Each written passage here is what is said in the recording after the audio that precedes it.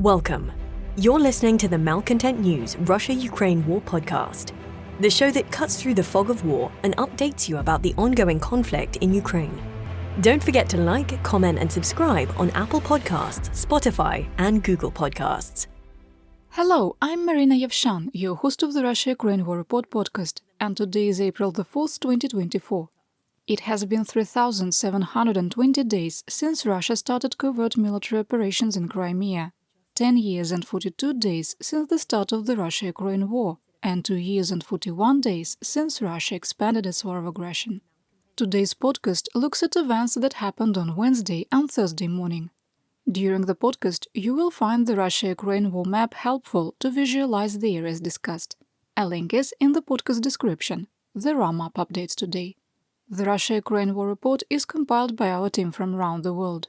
Today's report includes information from our direct contacts and journalists in Ukraine, the Russian Ministry of Defense, the General Staff of the Armed Forces of Ukraine morning reports, operational commands north, south and east of Ukraine, open source intelligence, our in-house team of analysts and geospatial experts, and pro-Ukrainian and pro-Russian mail bloggers and social media channels with a track record of trying to be accurate. We have one mission, the truth, because the truth matters.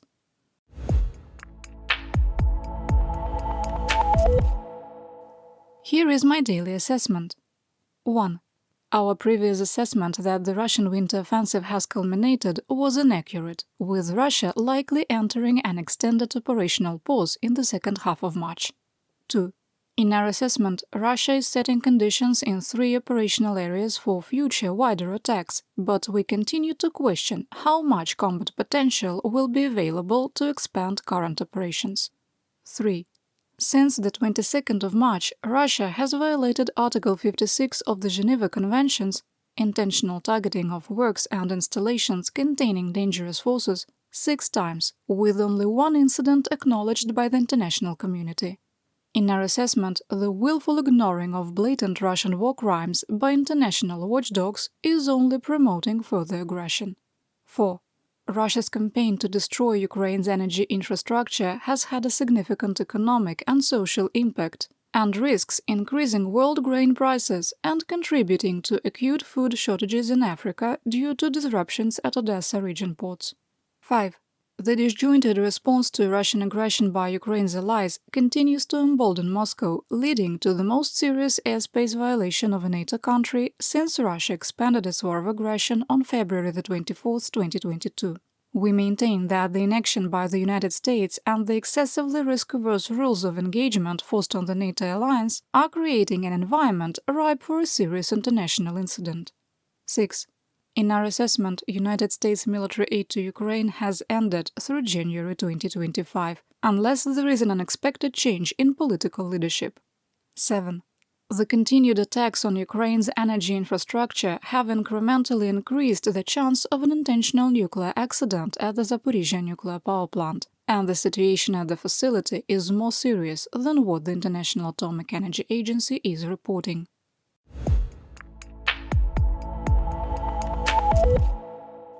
We start today's report in Kharkiv and Luhansk oblasts, where the situation remains relatively calm in the Kupiansk area of operation, or AO.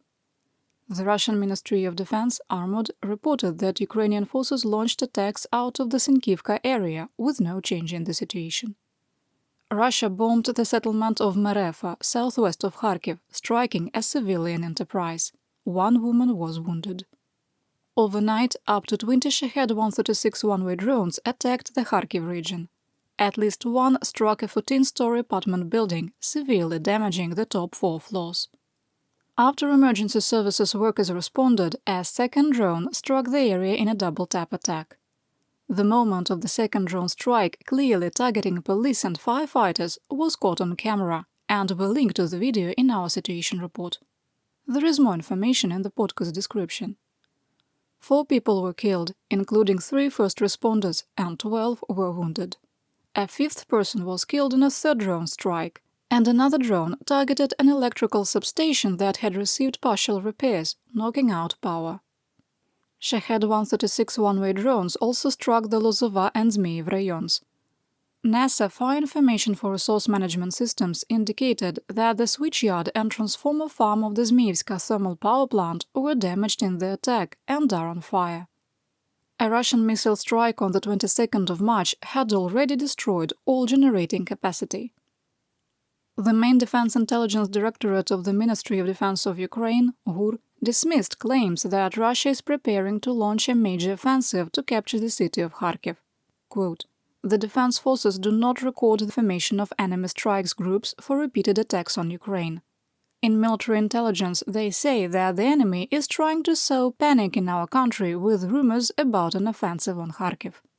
Quick assessment. We concur. Russian activity in this area is meant to lock Ukrainian resources in place.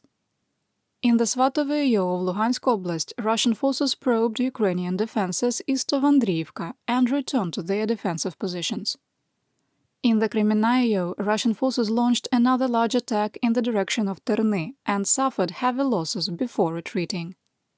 Between Crimea and Terny, a Russian TOS-1A Solntsepek multiple launch rocket system, MLRS, trying to move into its firing position under the cover of darkness, was destroyed. In the Siversky Yo of Luhansk Oblast, Russian forces continued their attacks east and southeast of Bilogorivka with no change in the situation.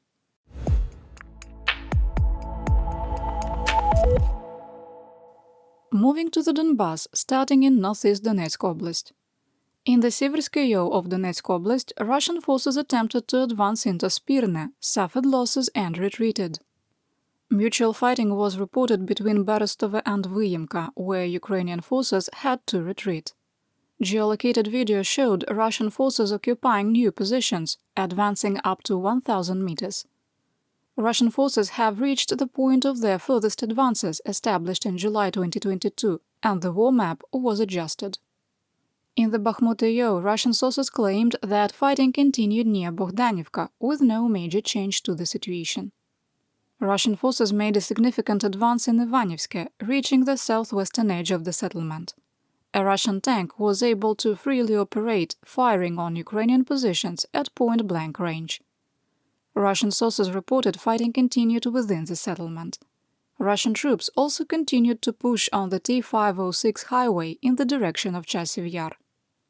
The head of the Chasiv Yar City Military Administration, Serhiy Chaus, said that there were still 875 civilians in the Hromada, primarily pensioners.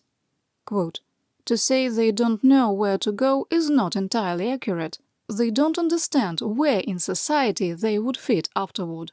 Here they are at home. Yes, there's constant danger. Yes, there are constant attacks. Yes, there's a lack of electricity, water and gas. But they are at home." Unquote. Despite the Russian advances, there are growing complaints among Russian units about high casualties, no evacuation for the wounded, and a lack of supplies. Russian commanders continue to use blocking troops to force formations forward. In the Klishivka Yo, fighting restarted in the areas of Klishivka and Andriivka, with no change in the situation. With Ukraine holding the plateau west of Klishivka, any Russian advance on the T-504 highway to Chasiv Yar is going to be complicated by Ukrainian forces holding the control from 3 directions, including the heights at Stupochke. In southwest Donetsk Oblast, Russian forces continued their intense attacks in the Avdiivka Yo and made new advances despite heavy losses. In Berdychi, intense fighting continued within the village. Geolocated video showed that Russian light infantry had reached the western edge of Berdychi, but couldn't consolidate their gains. Ukrainian forces struck the chemical storage tanks at the Russian-occupied Avdiivka coke plant, sparking a large fire. Fighting continued east of Semenivka and Umanske and west of Tonenke. Armut claimed there was fighting in the area of Vodyane, and Russian and Ukrainian sources reported fighting continued in the administrative borders of Pervomaiske. Based on the 3 independent reports, Ukrainian forces have clearly pushed Russian troops back, but there has not been any visual proof preventing our ability to adjust the map. Fighting also continued in the area of Nevelske, with no change in the situation.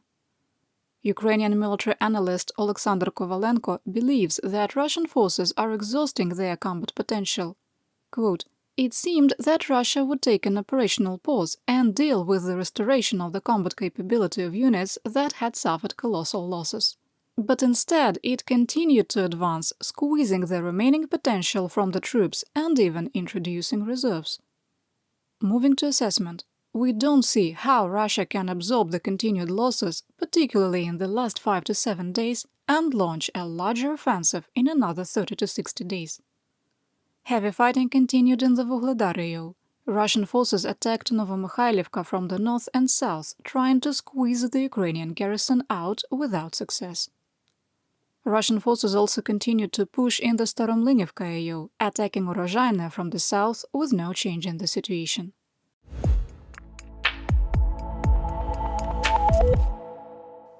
We haven't talked about the situation in Kherson Oblast in a while, where fighting has been less intense, and the artillery barrages on the city of Kherson are somewhat diminished.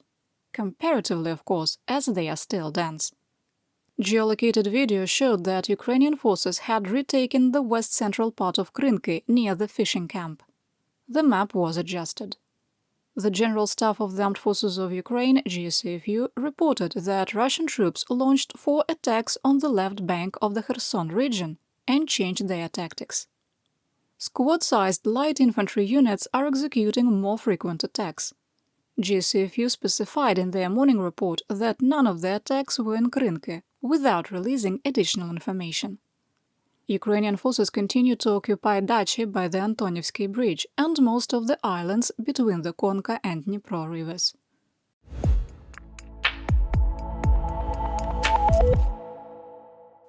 Here's what is happening in the Black Sea, occupied Crimea, Mykolaiv and Odessa oblasts.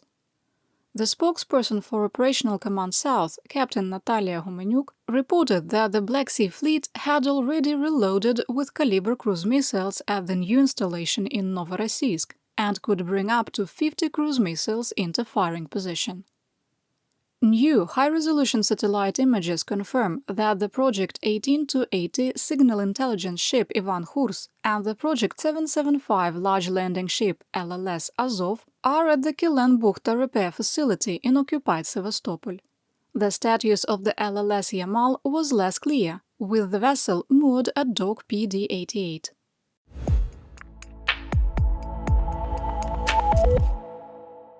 Here is my theater-wide update. Between April the 2nd and the early morning of April the 4th, Russia launched 24 Shahed-136 one-way drones, with 15 shot down. The Ministry of Defense of Ukraine created the Central Department for the Protection of the Rights of Servicemen as part of required reforms for NATO accession and to address ongoing criticism within the ranks. The new department will provide support about the provisioning of soldiers, questions about leave, prevention of abuse by commanders and soldiers' rights, adequate medical care for the wounded, and gender equality. The first 25 Ukrainian conscripts were demobilized after changes in the law. Among the 25, 11 had volunteered to fight and served in the Bakhmut AO. Another one was a former POW who was captured during the opening days of the expanded war. All conscripts whose contracts have expired but were barred from ending their military service due to martial law will be released by early May.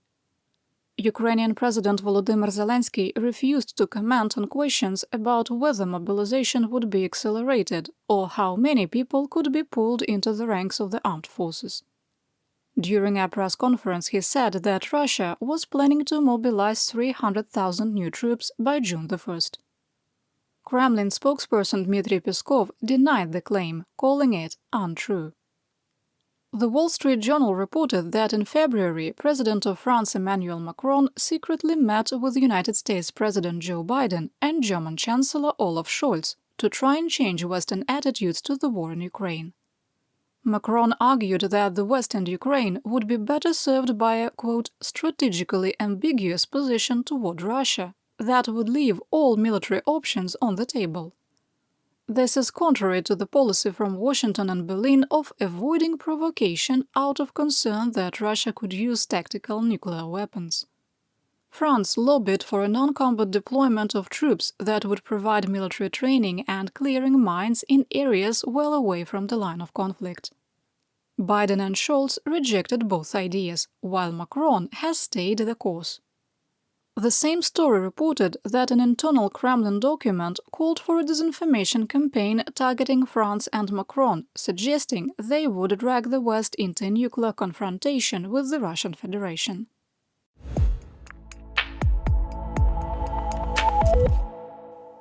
Lithuania is prepared to donate equipment to help restore Ukrainian power plants. A group of experts from Ukraine will meet with their Lithuanian counterparts to discuss what is available and what can be used to accelerate restoring electrical power. Austria has allocated $2.2 million for humanitarian aid to Ukraine, and Latvia earmarked $5.8 million. Another $4.7 million will be provided for military equipment. Finland and Ukraine signed a mutual security agreement. The two countries agreed to long-term military and financial assistance, and Finland will help Ukraine rebuild its energy infrastructure, assess environmental damage, and strengthen border security. Finland also announced its 23rd military aid package to Ukraine, providing $204 million in artillery rounds and air defense systems. In an interview, the Republican chairman of the House Foreign Affairs Committee, Congressman Mike McCall, called out U.S. National Security Advisor Jake Sullivan as too timid. Quote, "Blinken seems very… I was with him right after the invasion. He was all in for MiGs going in. It's not him. In my judgment, it's Jake Sullivan and the White House. It's a very timid response. I liked the Colin Powell doctrine. You're all in or you're all out. Don't go halfway. You know, we're giving Putin exactly what he wants. That's a stalemate, a war of attrition. Jake he's overly cautious, he's very timid. And he's bought into this notion that, well, if we give them too much, then Russia's going to use a tactical nuke on us. Well, most intelligence I've seen is they're not going to do that, because it would be a game changer for everybody." Unquote. You want our opinion? The US team said that, in their opinion, no lies were detected. No one on the team is a fan of Jake Sullivan and his policies. White House Press Secretary Karine Jean-Pierre told reporters that the House shouldn't be attempting to create its own military aid package for Ukraine. Quote, "House Republicans should pass the bipartisan national security agreement that already passed with overwhelming support out of the Senate, 70 to 29. There is a way to get Ukraine what they need. All the Speaker has to do is put that national security supplemental on the floor." Unquote. It's time to hide your favorite coffee mug. I'll wait. For my last story, House Republicans reported that Speaker Mike Johnson would not put any bills for military aid for Ukraine on the floor during the week of April the 9th, and a new bill might not be presented until the end of April. In our assessment, it is highly unlikely any military aid will be put to a vote unless Discharge Petition 9 gets 27 more signatures or there is an unforeseen change in House leadership. And that's what we know. Your support of my home, Ukraine, helps us make history and protect the future for all. You've been listening to the Malcontent News Russia-Ukraine War podcast. To help keep us independent, please consider providing financial support by becoming a patron. Want on-demand news in your hand? Download the Google News app and make Malcontent News one of your favorites to receive breaking news updates. Thank you for listening.